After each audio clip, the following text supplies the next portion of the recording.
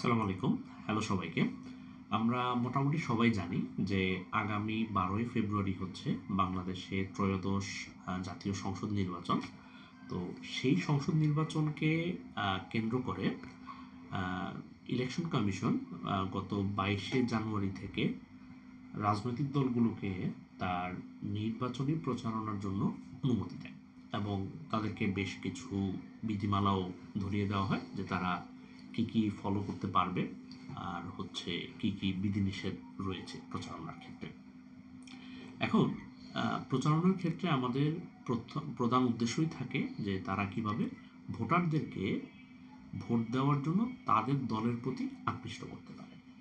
এক্ষেত্রে আমরা এই যাবৎকালে দেখেছি যে বিভিন্ন দল বিভিন্ন উপায়ে হচ্ছে তাদের ভোটারদেরকে নিজেদের প্রতি আকৃষ্ট করার চেষ্টা করেছে। তবে এইবারের সিনারিওটা একটু ডিফারেন্ট, কারণ এইবারে আমাদের একটা বড় একটা দল আমাদের নির্বাচনী মাঠে নেই। সেক্ষেত্রে আমাদের এখানে বড় দুটা দল ভূমিকা পালন করতেছে। একটা হচ্ছে বিএনপি, আর একটি হচ্ছে বাংলাদেশ জামায়াত ইসলামী।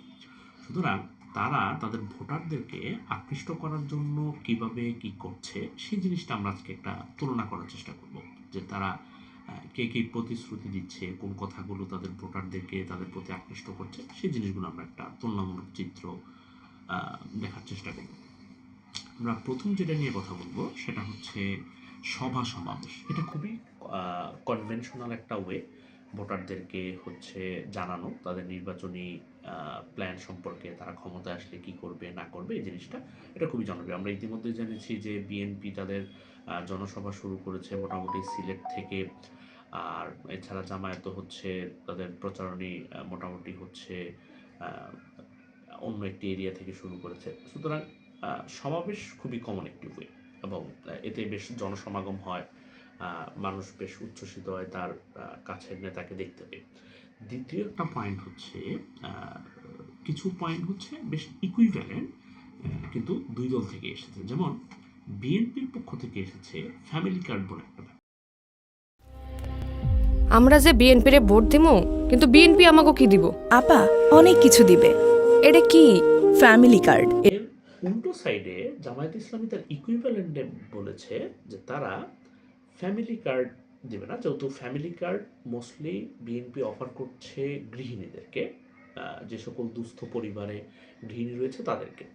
তো আর জামায়াত ইসলাম পুরোপুরি নারীদেরকে বা কর্মজীবী নারীদেরকে উদ্দেশ্য করে তারা বলেছে মায়েরা কাজ করবেন দৈনিক 5 ঘন্টা, বাকি 3 ঘন্টা তার বাচ্চাকে সময় দেবেন, এটা বাচ্চার অধিকার। অনেকে বলে এটা কেমন কথা, ওদের তো আয় রোজগার কমে যাবে। অবশ্যই কমবে না, বাকি 3 ঘন্টার স্যালারি দিবে সরকার, সমাজসেবা অধিদপ্তর। মোটামুটি এটা ইকুইভ্যালেন্ট জিনিস। থার্ড আমরা যে বিষয়টা নিয়ে কথা বলবো সেটা হচ্ছে কৃষক কার্ড।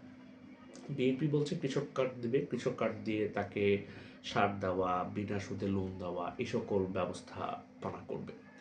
তো এইটার অ্যাগেনস্টে জামায়াত ইসলামী এরকম কার্ডের কোনো কথা উল্লেখ করে নাই বা কোনোভাবে টাকা প্রদান করবে সেটা উল্লেখ করে নাই। বাট তারা তাদের নির্বাচনী যে জনসভাগুলো রয়েছে সেখানে তারা বলেছে যে তারা কৃষিকে আর ট্রেডিশনাল কৃষিতে রাখবে না, এটাকে শিল্পতে রূপান্তর করার চেষ্টা করবে একটা। আর স্পেশালি যেহেতু আমাদের কৃষির একটা প্রধান কেন্দ্র হচ্ছে উত্তরবঙ্গ, তারা উত্তরবঙ্গের জনসমাবেশে বলেছে তারা উত্তরবঙ্গকে কৃষির রাজধানী হিসেবে গড়ে তুলবে, সেখানে আধুনিক কৃষির ইনফ্রাস্ট্রাকচার গড়ে তুলবে ইত্যাদি ইত্যাদি। পরের আমরা যে বিষয়টা খুবই ইম্পর্টেন্ট, বাংলাদেশে বেকারত্ব অন্যতম বড় সমস্যা। বেকারত্ব নিয়ে বিএনপি তাদের প্ল্যান বলেছে তারা বেকার ভাতা প্রদান করবে, অর্থাৎ নির্দিষ্ট সময় পর্যন্ত কোনো একটা বেকারকে তারা বেকার ভাতা প্রদান করবে। কিন্তু ঠিক তার উল্টো সাইডে জামায়াত ইসলামী বলেছে আমরা বেকারদেরকে অসম্মানজনক বেকার ভাতা দিব না, আমরা তাদের হাতে কাজ তুলে দিব, তারা যখন কাজ করতে পারবে তাদের হাতে টাকা আসবে তখন তারা ফ্যামিলি চালাতে পারবে। এটা হচ্ছে জামায়াত ইসলামী স্টেটমেন্ট।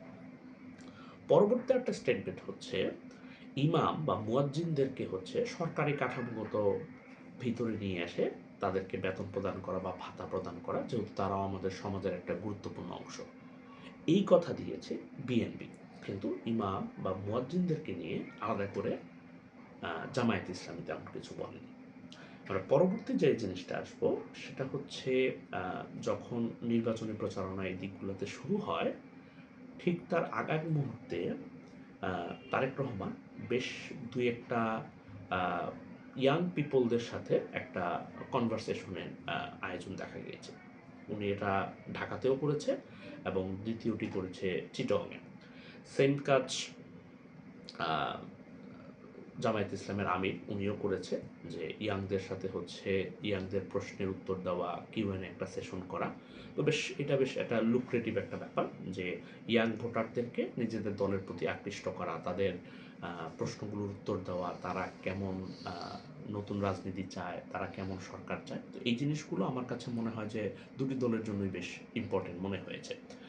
তৃতীয়ত তৃতীয়ত না, সর্বশেষ যে ব্যাপারটা আমি উল্লেখ করবো আরেকটি রয়েছে আমাদের নির্বাচনী, যে আসলে বলবো এই ট্রেনটার জন্য আসলে ধন্যবাদ পাওনা আসলে আওয়ামী লীগ, যে কোনো একটা নির্বাচনী প্রচারণা গান দিয়ে হতে পারে। তো এখন প্রতিবার নির্বাচন আসলে আমরা ডিফারেন্ট গান শুনতে পাই। তো বেশ বিএনপি অনেকগুলো গান তারা হচ্ছে মাইক বাজিয়ে এলাকায় হচ্ছে রিক্সা দিয়ে হচ্ছে প্রচারণা চালায়, জামায়াত ইসলামী চালাচ্ছে একইভাবে। সুতরাং গান হচ্ছে অন্যতম একটি প্রধান মাধ্যম নির্বাচনী প্রচারণার জন্য, ভোটারদেরকে নিজেদের দিকে আকৃষ্ট করার জন্য। আমি যতগুলো পয়েন্ট বললাম, আপনার কাছে কোনটা মনে হয় যে এর মধ্যে সবচেয়ে ইফেক্টিভ এবং সবচেয়ে ভালোভাবে ভোটারদেরকে নিজেদের দিকে আকৃষ্ট করতে পারে?